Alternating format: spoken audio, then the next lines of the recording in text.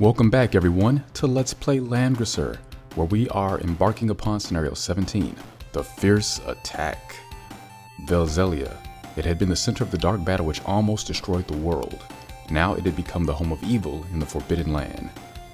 Lots of enemies there. We're gonna have to defeat them all in order to proceed.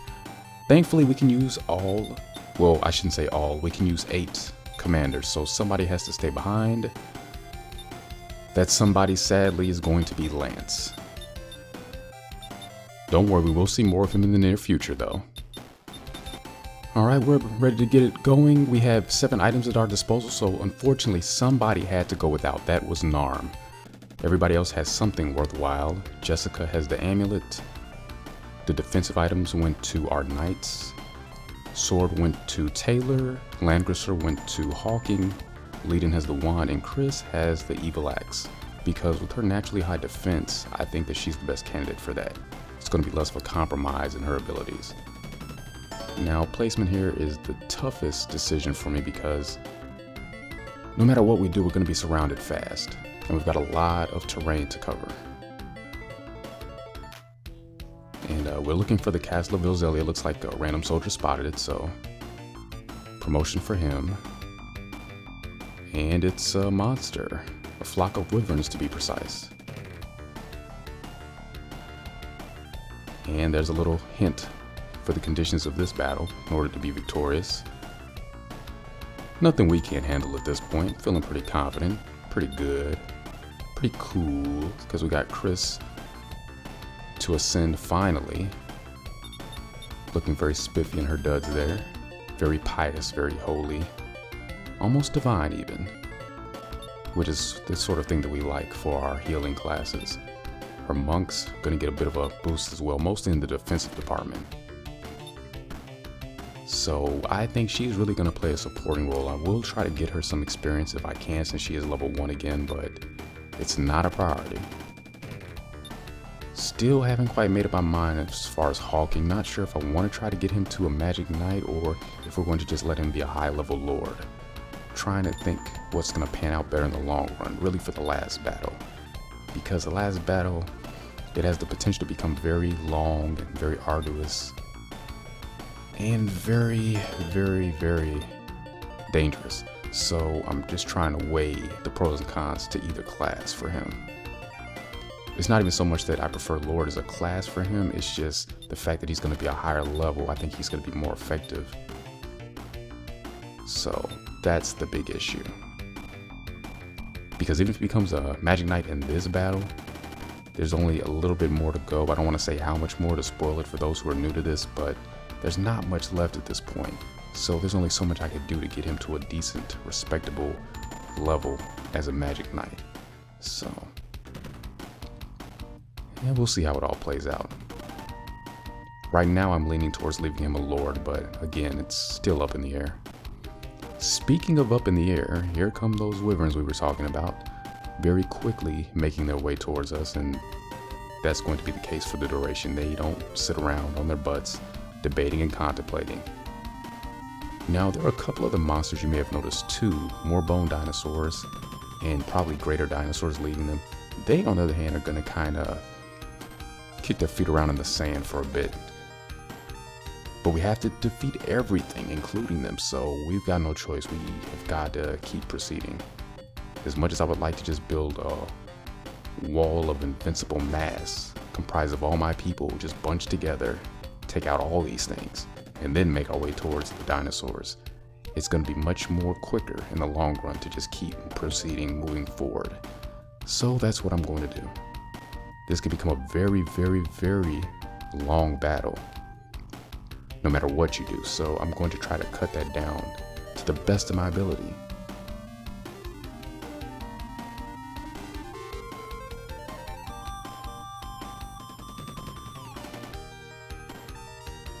That group there heading south right now is probably going to be one of the first ones to engage us. We'll be ready. Okay, here are those dinosaurs we were talking about. Yeah, they call them bone dinos.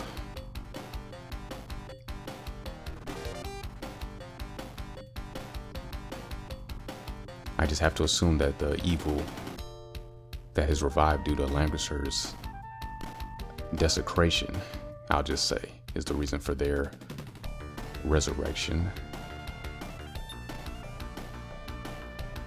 Battered beast from a forgotten time, I'm guessing. Reanimated due to an unholy resurrection. The worst kind, if you ask me. At the moment, I'm not really particular about where anybody goes, just trying to get everybody close together so that nobody can get ganged up on too quickly, take too much damage. Jessica there, again, is going to just help everybody out. She's got that amulet, so her Archers can go just about anywhere and still be powerful. And for that reason, I only gave her a few this time, didn't go all out. I don't want her to get all the XP. But she's definitely going to be able to pitch in and then some. Let's see, just sort of mapping out where we want Hawking to go. And we were finally able to give him troops again, because that's the one good thing about this battle.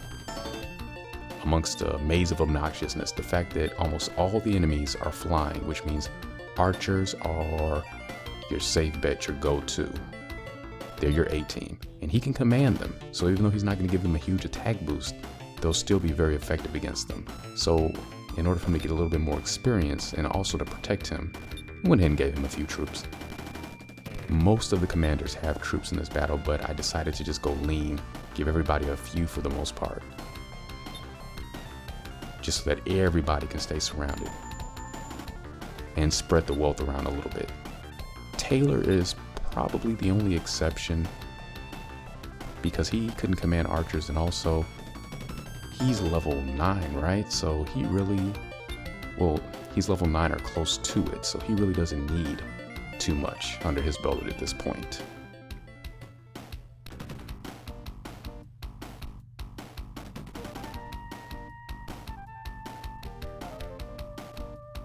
Okay, that group's gonna take a little while to get here. Bring out the cards, maybe get a game of bingo going in the meantime. Pass the time. Oh, never mind, we've got them to deal with. Everybody up and at 'em. Attention. Okay, the monks, not as good as the Archers against them, but still more than adequate. As we can see here.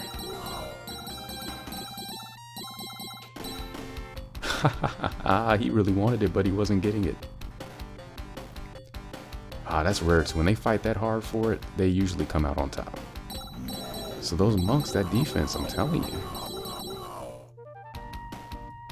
Despite the fact that the gargoyles have significantly higher attack in comparison.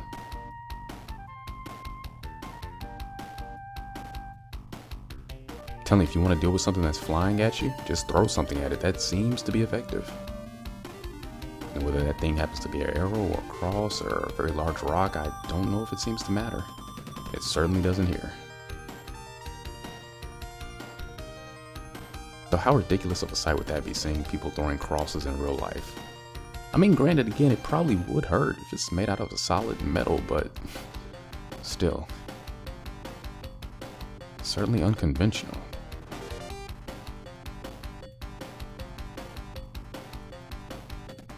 I guess it was either that or holy water. You see that a lot in games. At least you're used to.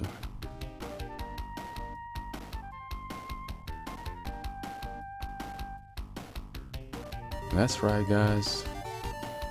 Don't procrastinate. We're right here. We're ready. We're waiting. Make this work our day. Yeah, it's hard to tell, but they're all the way at the top of the map. It's going to be quite a few turns until they get remotely close to us, and even then, it's really up to us to engage them. If we wait around for them to reach us, it's going to be here for some time. Much longer than either you or I would like to see. So, on that note,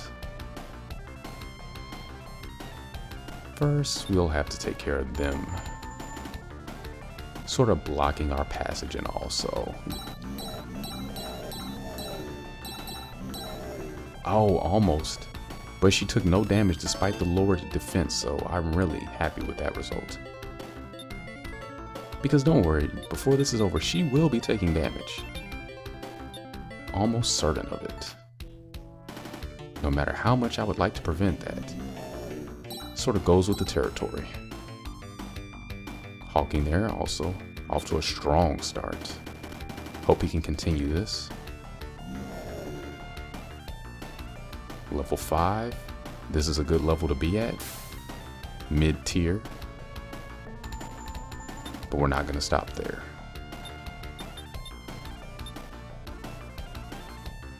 Let's see what to do with Thorn. At this point, I'm probably going to break my people into 2 battalions. So I think Thorn is going to be more helpful over in the east. They're probably going to need more help. To the west, we'll probably leave Taylor because his movement is very limited on the open field. So not much of a choice there. Leadon, he's going to go this way too. Everyone else will probably stick around with Taylor. And that should be a pretty well-balanced force on either side.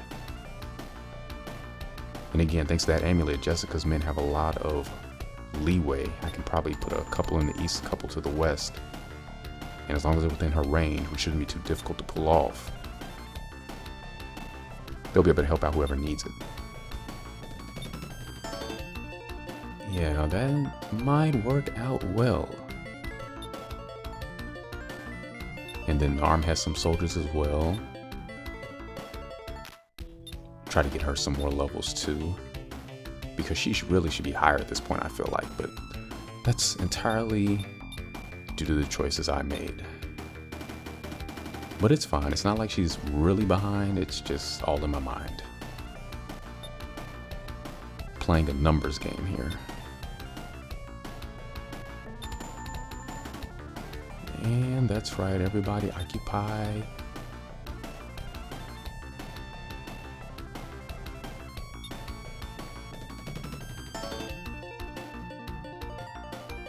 Yep, don't really want to attack with them yet. Or them. Or them. Because we want Hawking to get this. While he still has some men to get it. Because even though they're strong against these things, they do still have a high attack, so I expect to be losing troops regardless. Just not at as fast of a rate. If they were, say, cavalry or soldiers. Especially when we're attacking the leaders of the flock. And we didn't even take them down to 8. So I will be losing them in the start of the enemy's turn for sure. I don't see how they could possibly pass up on that stake. I've seasoned it too well for them, I'm afraid. Alright, so it's their turn. It's their time to tango.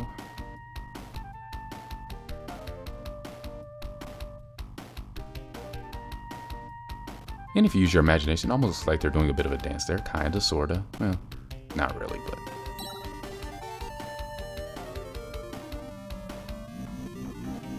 There we go. Look at that.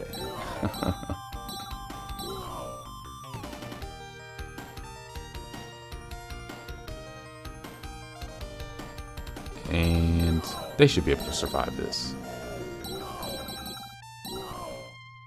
Yeah, that was a tough one though.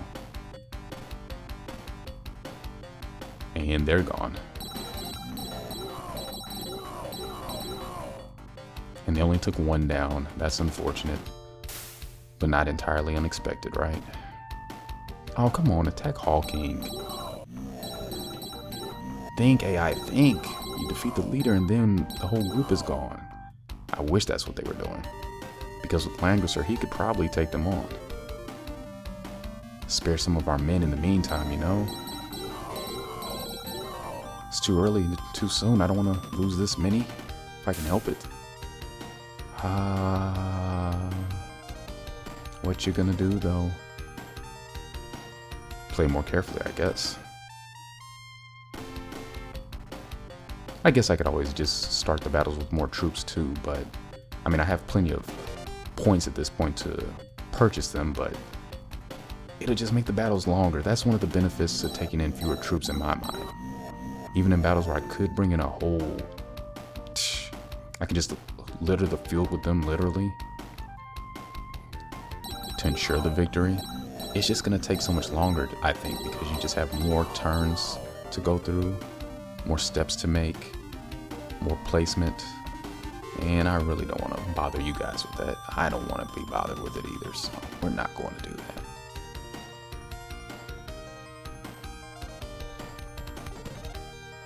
It's also the reason why I don't just send in the commanders by themselves more, because in several of these battles I would feel quite comfortable just sending them in with no troops whatsoever, and they would come out on top. The only problem with that approach is, as it relates to recording videos specifically, battles would take an absurd length of time. Even more so than if I brought a bunch of troops, because at least then I could get more attacks in every round. With just the commanders, they can only attack once per round, so it's really per phase they get 2 attacks. Their attack, and then when the enemy attacks them, whatever counter maneuvers they pull off. But even then, just having 8 versus all of this, I don't even want to do that for fun just to see how long it takes. That'd be a couple hours and some change, I would imagine, at least, especially for a battle like this.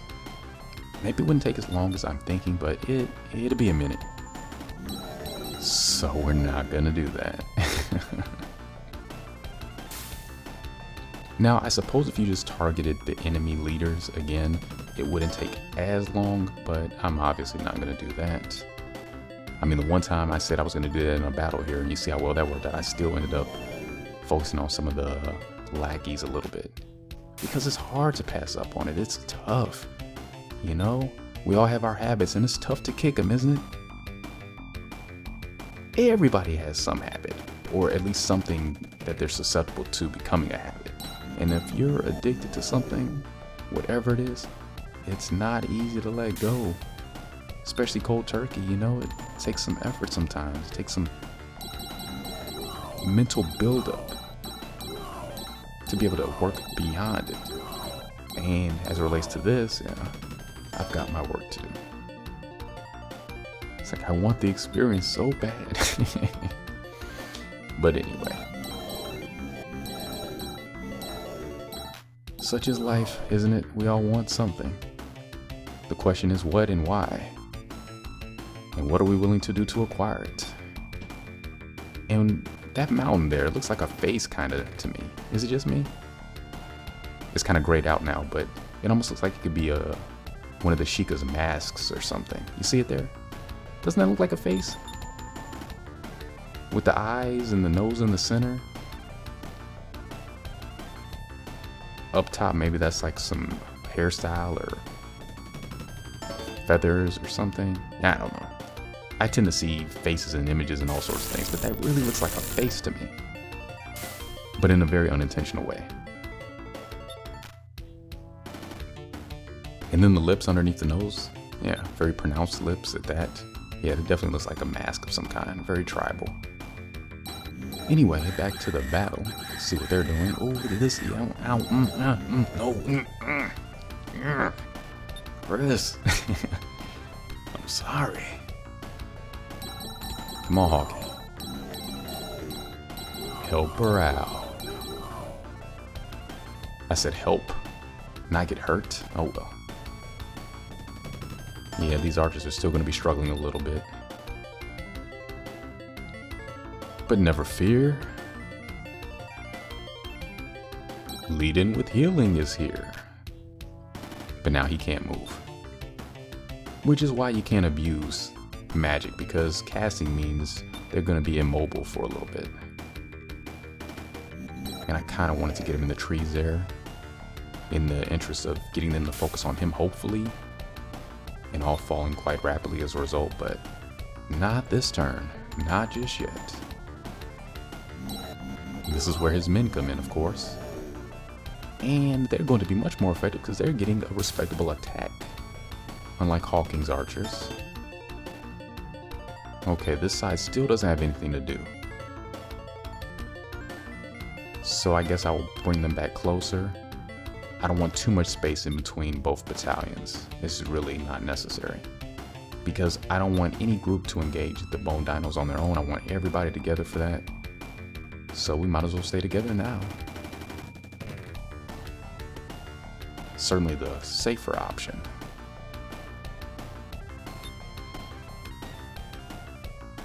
And see what they can do. Yes. That's what I was going for last time. So now we don't have to worry about them for one turn.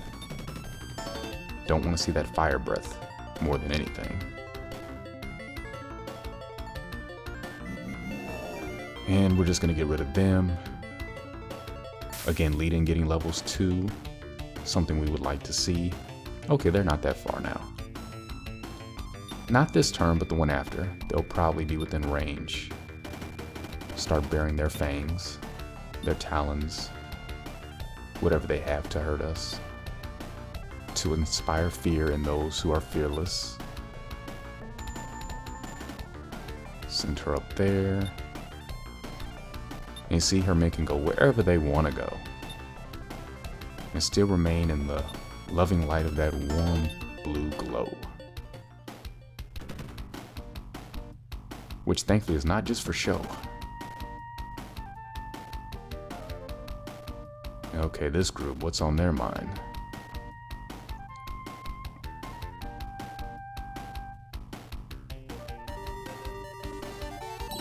I'm sure they would just love to surround us, but that's not going to happen.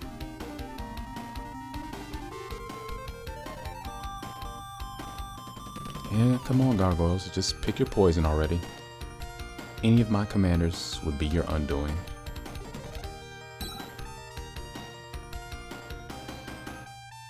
And an armed group it is.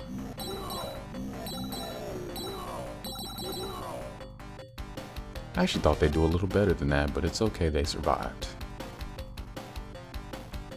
Another thing to keep in mind too, flying units tend to get a huge defense bonus no matter what the terrain is since they fly, so never want to forget that completely.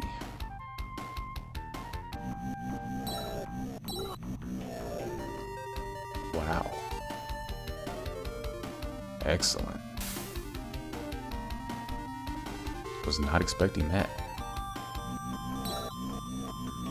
Okay. Was less surprised that time. And yes, I've definitely...